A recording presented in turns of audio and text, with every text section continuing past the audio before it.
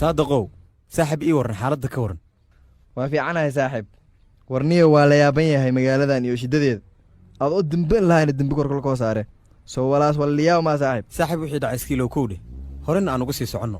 caqabadaha magaaladoo dhan ay ka jiraan soo ma fahmin saadaqow maxaan ilaawaa saaxaw soo birna sidii shal camal ma dhacayso waad aragtaa magaaladan waxaa ka soo tagtay daraaddood ayaa lagu eedaynayaa niyo waan kula dareemayaa culayska aad qabtid isku meel aana ka imaan waa og tahay marka keligaa maaha saaxib anigii adigaba isku mid baan nahay waana soo arkay waxaanoo kale marka inaad dulqaadito waa muhiim saaxib niyow taariikhdii humaydii oon hana martii aqbadni innagadaas taasba hor an ku socdo korn intiinu magaaladun iska filan roogni war niyo waxaan waa laga gudbayaa kowleh waxaan haysannaa fursad aan dadka uga dhaadhicin karno inaan nahay dad wanaagsan wax kasta oo horey loo soo marayna waa wax laga gudbaya saaxib ma garad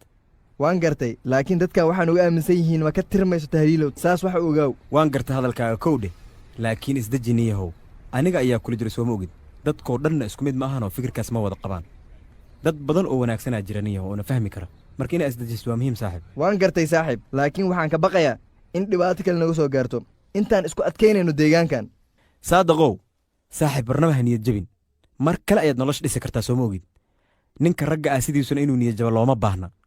dad badan ayaa wanaag kugu rajaynaya wax kastana dhammaad ayay leeyihiin taas maankaaga ku hay niyahow markii aan imaanaya deegaankan sidaa ma filaynin aniga laakiin sidii si ka duwan ayaa la kulmay saaxib ma ogid miyaa niyo in hore loo yidhi dad iyo duurba waxaadan filin ayaa kaaga imaan kara marka looma joogsado waxaas horay uga sii soco tallaabsa ma garata saaxib waan gartay saaxib laakiin maxaa tallaabsanaa jiq ayay nagu noqdeene dadka qaarkooda sidii inaa cadowownahay oo kale way dhacdaa mararka qaar anigaba imise jeeraa jiq layga dhiga saaxib laakiin waa laga baxayaa waxaasoo dhan dhibaatada raggu waa u nool yahay waa kii wax qabsada ninka ragga ah ee ka bax wixii soo maray ee guulaystay soo ma fahmin tahliil walaad in sheegoyd iyada kiin fahansanyin saaxiibkay gaaliya ita runtii maku ilaawo doon walaad in sheegoyd weligeyna war waxaas waa iska caadi saaxib waan isku leennahay maxaan kuu qabtayba oo dheeraada anigu waxaan rabaa oo keliya inaadan niyo jebin oo aad dadkaaga dhinac ka raacatid kasi walaalkay an wareeri makasow haddii miili aan walka bilaawo ii wali ana sameeyo toona wax aan sameeya ma garanaya hadhihin niyahow caadi iska dhig fursado badan ayaa jira sooma ogid saadaqow oo weliba dhinaca shaqada ah shaqada waa la abuurtaa iskama timaado taas inaa ogaatid waa muhiim maankaaga ku hay waa sax shaqada waa la abuurtaa taas ayaa been ahayn saaxiib warkaas ka baxi niyahow sheeko kalaa ku haya sooma ogid ma adaa war hayaba niyahow yah walkale odo in sheegna jire see ah tahliilow haa saaxiibow weli kuuma sheegin hadalkaas kowdheh mar ayaan islahaa u sheeg laakiin xaalad kale iska galnaba niyo barnaamijyo kalea nagu furmay warkaasi waan xiisaynayaa saaxiib ee ii sheeg saaxiib magaaladan waxaa joogta mataqaanaa gabaraan aad u jeclaada niyo oo qalbigayga degtaa joogta caadi maha saaxiib gabadhaasi way diyaarsan tahay niyow oo runtaa taas tahliilow haa saaxiib waa iga dhab niyow aad ayaan u jeclaha gabadhaas mana ka maarma niyow waaba ii dhex degta saaxiib oo caadi bay ii dhex degantaaba tahliilow ii sheeg gabadhaas aan ogaade waa tuma saaxiibow gabadhaas waa nasra saaxiib waxaa dhalay odawarsame laakiin qof caadiya ma aha niyow waa qof cajiiba dhinaca kastana aad wax uga fahmaysa niyow weliba gabar way dhaaftay waxaas waa wax kale inaan ku tilmaamale waa saaxiib ileen waxaa magaaladan kugu celinaya waa jecelka gabadhaas nasro ah waan ka helay sheekadaas waad mahadsantaha saaxiib aad baad u mahadsantahay niyo si fiican baa ii fahmaysa adiga waan kugu haystaa saaxiib aniga nin fiican baa tah adigaa mudan walaalkay makiin fahmi waaye anamay meeg kase tahliilood saadaqow niyow waxaan doonayaa inaad ila dayactirto doontii aabbahay uu ka dhintay oo aan labadeena wada shaqaysanno soo diyaar maaha waa diyaar doonta markaan dayactirna kadib saaxiib waxaan soo jallaabanaynaa kalluun kaasi ayaana ka ganacsanaynaa kakasi waana ka fahmi tahliilow magaalo markaad joogto saadaqow waxay ku fiican tahay in aad shaqo haysatid oo aadan fakirin niyahow webigaas ayaan ka kalluumaysanaynaa tartiibkeen kalluunka magaalada ayaan keenaynaa meeshaasaanu ku iibgeynaynaa kaale iska aragniyo xaalad kale iska gelaynaa waan kula shaqaynayaa waanu ku caawinayaa kadib iyo shaqo kala doone oo shaqo kala goobsaday annana warkaas waa cadiyaa saaxiib waaya haye saaxiibkay diyaar waay soo gal albaabka wuu furan yahay waayo qofku waa aniga hooyo sidii qof marti ahoo kale ayaad albaabka u soo garaacaysaa waan bayaabaye soo fadhiisa nasro gabadhaydiyey oo filsan ayaaba kula joogtay haa nasroy aniga ayaa la joogay maama marwe iska warran bal adigu xaaladda ka sheekee maxaad haysaa waa fiicanahay maasha allah bal nasroy nooga warran dhismihii iskuulka isku filan iyo meesha ay wax marayaan adiga ayaa aad uga warqaba haa hooyo howlihii way socdaan si aad iyo aad u wanaagsan ayay u socdaan dayactirkii iskuulka meel fiican ayay wax marayaan hadda hooyo waa wax lagu farxo arrintaas aad ka dhawaajisay nasrooy. waxaan idin sheegayaa oo kale in dhismaha iyo dayactirka iskuulka ee dadka magaalada intoodii badni ee la yaabeen sida degdega ee kooxdeenna horumarka ugu samaysay dhismaha iskuulka. maasha allah in dadweynuhu ay arkaan oo ay qiraan waxqabadkeenna ku saabsan iskuulka la dhisayo. allaylehe waan filayay in aan lagu hungoobaynin dadaalkeennii ku aadanaa dhismaha iskuulka ee carruurta loo dhisayey. waana guul weyn oo aannu gaarnay haddaannu nahay haweenka reer isku filan. dadaal ayaan samaynay, natiijadeediina waan haysannaa. haa, waan sii wadaynaa dadaalkeenna ku aadan sidii aan u dhammaystiri lahayn dhismaha iyo dayactirka iskuulka loogu talagalay ubadkeenna reer isku filan. nasrooy, aad ayaan kaaga mahadcelinayaa dadaalka dheeraadka ah ee aad gelisay dhismaha iskuulka iyo sida aad u soo abaabusay dhallinyarada deegaanka iyo magaalada oo wax weyn ka qabtay dhismaha iskuulka. hooyo, waa waajib i saaran inaan deegaankayga iyo dadkaygaan u shaqeeyo. waa laa shukra calaa waajib. haa, waa in qofka looga mahadceliyo wanaagga uu sameeyo. taas ayaana u sabab ah in laguu mahadceliyo. inkastoo dadkaaga aad u shaqaynaysay, haddana mar weliba mahadcelinta waad mudan tahay. dadaal badan ayaad samaysay dabcan. nasra, aad ayaan kuugu bogaadinayaa sida aad awoodda ugu yeelatay isku xidhka dhallinyarada reer isku filan oo aad u howlgelisay. weliba waa wax weyn. mahadsanid hooyo. tan kale waxaan kaa iloobay waa wiilka tahliil ah gaar ahaan iyo dhallinyarada sida aad u midaysay oo ay u wada shaqaynayeen. hooyo, dhallinyarada waxay u baahnaayeen oo keliya in la abaabulo oo howl loo jiheeyo oo keliya. waana ku guulaystay taasi. oo horta waxaan idin weydiinayaa, tahliil si dhab ah miyaad u aaminsan tihiin? tan kale ma la aamini karaa horta?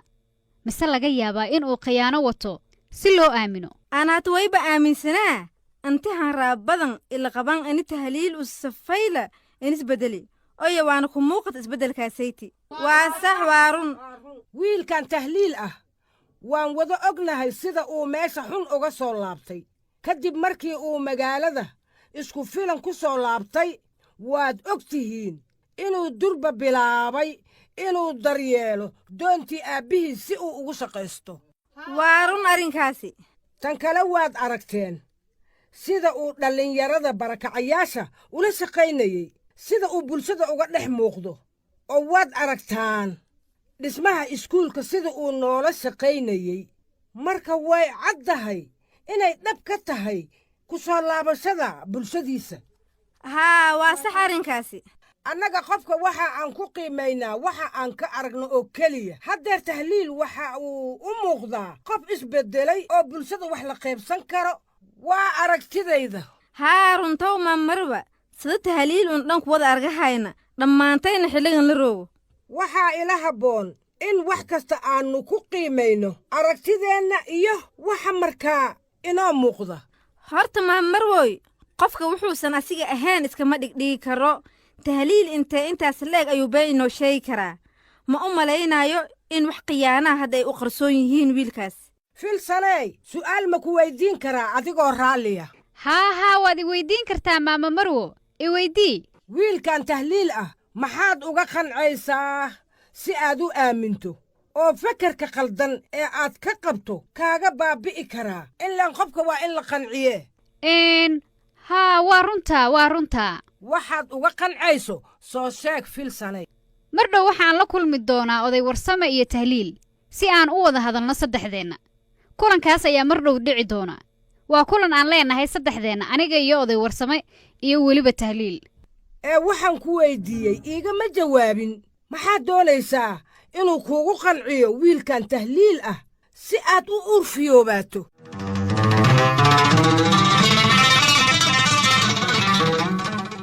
war ilaahay amarkiisu badanaa. xaaskaygii waa inaan ka doonaa xerada barakacayaasha ah oo aan ka soo qaadaa.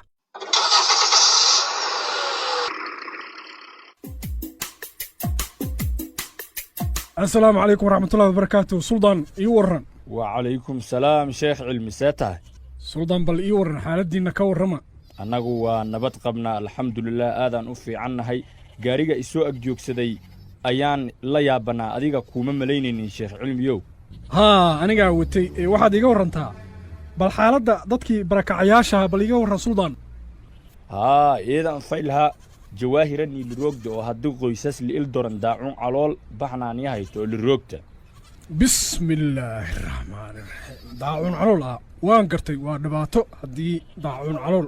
uu xerada ka dilaacay waxaan ka walacsannahay hadda waxa ay ii sheegtay jawaahir in xanuunka uu si dhaqsi ah ku sii fidaayo laakiin waxaan la tacaalaynaa inaan hakinno sii fiditaanka cudurkan oo sii fidaayo waan gartay suldaan hayee tan kale waxaan kuu sheegayaa in dad badan oo barakacayaal ah ay aad u caraysan yihiin hadda ayaan xerada ka soo ogaaday war ilaahay amarkiisu badana oo maxaa ka caraysiiya dadkaa suldaanow sheekh cilmi dadkan waxay ka caraysan yihiin kadib markii lagu eedeeyey inay ceelka iyagu waxyeelo u geysteen oo ay ka dambeeyeen wixii burbur ahaa ee ceelka soo gaaray waxaasi waa qalad in dadka lagu eedeeyo arrimaha ceelka waana wax kama jiraan mana mudna in sidaas la yidhaahdo dadka barakacayaasha ah ee deegaankeenna isku filan waan gartay sheekh cilmi waa mahadsantaha tan kale warka wanaagsan badanaaba waxbaa daba socda hadal cagsi ku ah ayaana inta badan daba socda runtaa taabatay sheekh cilmi marka hadal kasta lama dhegaysto war xumatashiil ayaa badan iyo kuwa xumaanta un ka shaqeeya ma garata suldaan waan gartay waxaan kuu sheegayaa sheekh cilmiyow wiilkii saadaq ahaa ee duraad lagu eedaynayey arrimaha ceelka ma xasuusataa aad ayaan u xasuustaa waan garanayaa saadaqyare hee wiilkii saadaq ahaa eed ogeed shaqo cusub ayuu helay waxa uu la shaqeeyaa tahliil oo waxay hadda ka shaqaynayaan dayactirka doontii tahliil aabbihiisa aad ayaan ugu faraxsanahay labadaas dhallinyarada ah ee ka soo goostay argagixisada sida ay noloshooda u dhisteen oo ay u dadaalayaan waana ididiilo wanaagsan waa sax waa wax wanaagsan oo ku dayasho mudan waa runta waa tallaabo wanaagsan oo lagu dayan karo suldaan laakiin sheekh cilmiyo waxaan kuu sheegayaa in labadaas wiil ay ku adkaan doonto horumarinta noloshooda haddii mar kasta lagu soo eedeeyo dembiyo aan galin suldaan waa runta waana kugu raacsanahay arrintaas aad ka dhawaajisay waan gartay marka si aanay waxaasi oo kale u dhicin sidee wax uga qaban karnaa oo aan wax ugu hagaajin karnaa ilayn markii wax laguu sheego ayaad wax ogaatahay ragga dhallinyarada ah ee sidan u dadaalaya haddii la niyad jebiyo oo mar kasta la soo eedeeyo waxay keeni kartaa mustaqbal burbur iyo dhibaatooyin ay soo wajahdo maskixiyan waa sax waa inaynu ka hor tagnaa si mar dambe aysan u dhicin taas oo kale biyo intaysan ku soo gaarin ayaa layska muusaa waa tii horay soomaalida u tiri suldaanow walwalba haka mar waa in aad casharka qaadata si aad beriyeyto hakeenkanagana haa waa sax dhacdadii daraad ayaa cashar noogu filan waxaana laga doonayaa inaan ka fikirno oo keliya sidii aan uga hortagi lahayn waxa kale ee soo socda haddaan wiilasha ka soo goosta argagixisada aan bartilmaamaydsanno oo aan eedayno eedeenna kala duldhacno iyo dembiyo aanay gelin waxaa dhacaysa in wiilasha kale ee soo goosan lahaa ay ka baaqsadaan inay dadkooda dib ugu soo laabtaan oo ula midoobaan oo ay dib oo mar kale soo goostaan meel kale ayaad wax iga tustay suldaanow maxaa fiiro dheer tahay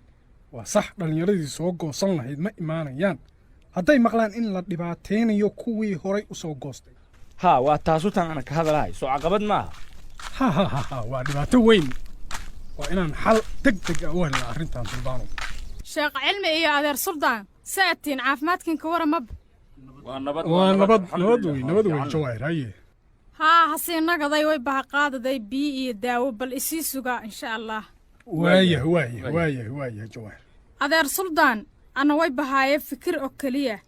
way bakoo edsaday ini adahanay booqata isku filan anti laku guda jira shirko golo wada tashiga oo hadareera waayahay bal waayahay ha ku qiib galaana bal insha allah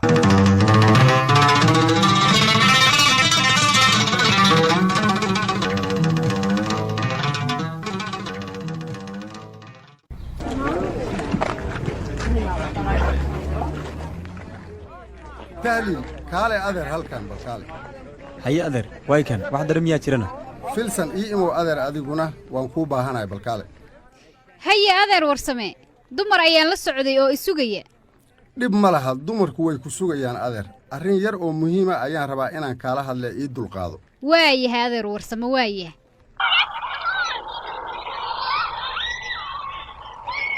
tahliilow filsan 2 carruura ayay dhashay iyada ayaana korsatay keligeed carruurtu waa imise jiro waxaan idiin sheegayaa in carruurtu ay nasiib leeyihiin haddiiba ay aabballaan yihiin oo ay hooyo haystaan yaah adeer warsame aniga markii aan la da' ahaa cunugga filsan ee weyn ayaa aabbahay iyo hooyadayba la dilay filsanay waxaan kuu sheegayaa in adiga iyo tahliilba aad weydeen dad aad jeclaydeen oo ay argagixisadu laysay arrintaasina waa mid aad ka siman tihiin labadiinnuba ma garata adeer aniga waan ogahay qaladkii aan galay aad ayaan uga murugaysanahay arrintaas marin habaabintii ay marin habaabiyeen argagixisada waana mid aan aad uga qoomamaynayo runtii waan gartay tahliil waa gartay aniga muddo dheer ayaan cabursanaa oo aan ciishoonayay laakiin ma ahayn mid naftayda ah ee waxay ahayd carruurtayda daraaddood waxa aan u ciishoonayoo dhan oo ciilka intaasoo dhan ee hayo aan la aamusnaa waxa uu ahaa carruurtayda daraaddood ee ma aha mid aniga ii quseeya waan dareemi karaa filsanee adeer murugada aad in muddo ah deriska la ahayd ee waxba ha qiiroonin gabadhaydii mahadsanid adeer warsame aad baad u mahadsan tahay adiga ayaa mudan filsan anigu waxaan la ciishoonayay ama la murugoonaya waxay ahayd carruurtayda daraaddood waxayna ahayd wakhti aad murug iigu ahaa oo weliba mugdi iigu ahaa noloshaydii waxaan rabaa oo ii haray hal su'aal oo labadiinnaba aan doonaya inaan idin weyddiiyo adeer warsame aniga ayaad isoo eegaysaaye su'aashuma aniga ayay igu socotaa maxay ahayd filsane tahliil waxaan rabaa inaan ku weyddiiyo haye walaashay i weyddiiyo waa diyaar waxaan ku weyddiinayaa wax lug ah maku lahayd dilkii loo geystay odaygayga runtana ii sheeg arrinkan waa wax laga soo gudbay oo hadda wax dacwad iyo buuqa kuuma haysto laakiin bal ii sheeg wax lug ah maku lahayd ama wax ma ka ogayd dilkii saygayga loo geystay walaalay waxaan kuu sheegayaa marka hore dadka xagjirka ku biira mid kasta howl gaara ayaa loo dhiibaa uu leeyahay ma garata middaas waan garta haye marka aniga weligay qof ma dilin mana ku fikirin inaan qof dilo ayagana iima aanay dirin meel qof lagu dilayo ma fahamta warkaas haa waan ku fahmay horta qofka qalad waa geli karaa waana run waadna iiga shakin kartaa waayo raggaas argagixisada ayaan ka tirsanaa laakiin waxaad iiga shakisay aniga shuqul kuma lihi beriyaan ka ahay filsanayd laakiin su'aashaydii aan ku weyddiiyey qalad miyaad u aragtaa tahliilow maya wax qalada uma arko walaashay waa saxan tahay waxaad doonaysid inaad ogaato xaq baad u leedahay oo waayo waa ciddii dishay carruurtaada aabbahood ma doonayo inaad qalad ii fahanto qalad ha ii fahmin kolay aniga howsheedu waxay ahayd inaan lacagaha canshuurta aan soo ururiyo oo keliya waana kugu celcelinayaa mar kasta weligay qof ma dilin mana u socdo inaan qof dilo mana laga yaaba in maskaxdii xitaa ay ku soo dhacdo waad mahadsantihiin labadiinnuba sida wanaagsan oo aadka u wanaagsan ee aad aadka diyaarka ugu ahaydeen dib u heshiisiinta mar kale ayaan idiin mahad celinayaa tahliil iyo filsan aad baa u mahadsantihiin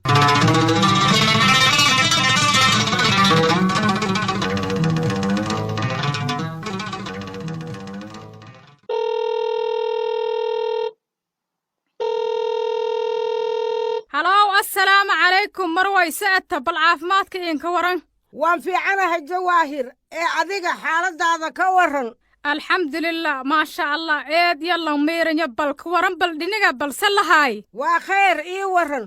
walaalay marwoy weli aan hakiin weeray ini an adakoo xaqiijiya ini ada ka qayb galo doonto shirkunha dareera oo golo deegaan oo dhiyo doona taasay ini ana kiila wadaaga iyo hakiin weeray xilligun walaalay bal war oosiba waan gartay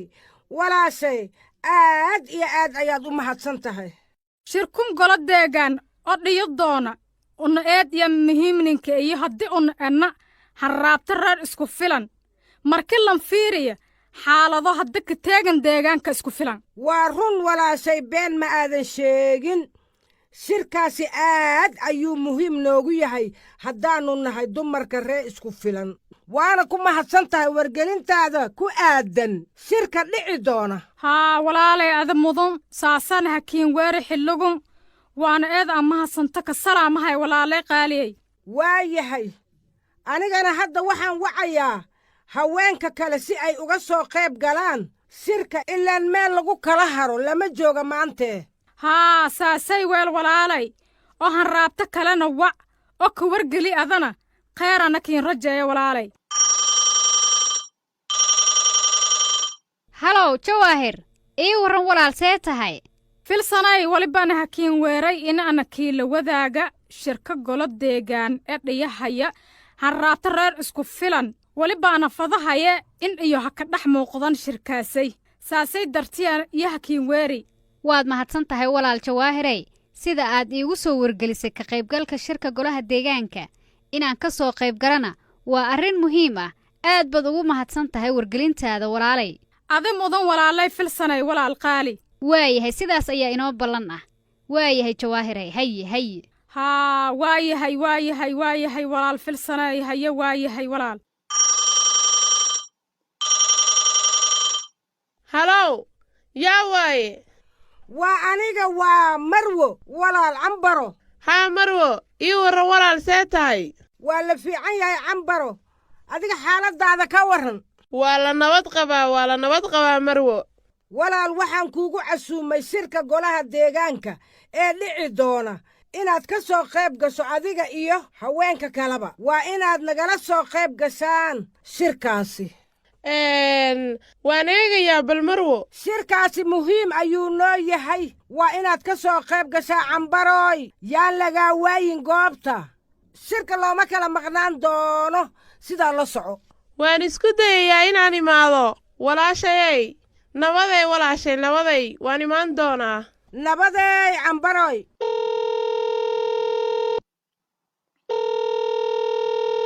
jawaahiray xilligan ma soo jeedaa mise waad jiiftaa walaalay jiif ma jiro marwooy waan soo jeedaaye bal ii waran ayaamahan dee habla aruuris iyo waxbaad ku guda jirtaaye bal warkaaga keen bal maxaad haysaa dumarka ree isku filan dhammaantood waa ay soo dhoweeyeen shirkaas waxayna sheegeen inay ka soo qaybgali doonaan shirka dhici doona ma garatay haahey eed iyo angoradi hadalkun hadal suuradle waaye waana eeda aan dadaale marwooy ma hadsanto walaalay qaaliyey adigaa mudan walaashay ee horta aan ku weyddiiye hee jawaahiray qorshaha shirkan muxuu yahay haaya horta si kastaba haata way barrajeeyay in khilaafaadkun dhan ha afjara ma doono si kastaba haato insha allahu tacaalaa biidnillahi kariim